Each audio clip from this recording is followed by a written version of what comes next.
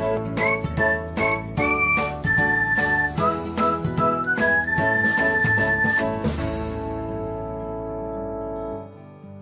everyone, welcome back to another episode of Technologyglance.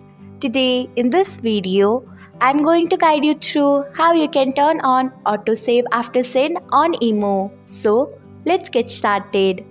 Firstly, open Emo app in your device. Then tap on profile icon. Next tap on settings. After that tap on storage and data. Then you can see the option of autosave after send. Turn on it by tapping on it. So this is how you can turn on autosave after send on Emo. Thanks for watching. If you found this guide helpful, we would love it if you hit the thumbs up button below. We upload great new tech tutorials like this one every day. So do not forget to subscribe to our channel and hit the bell icon so that you will never miss another update.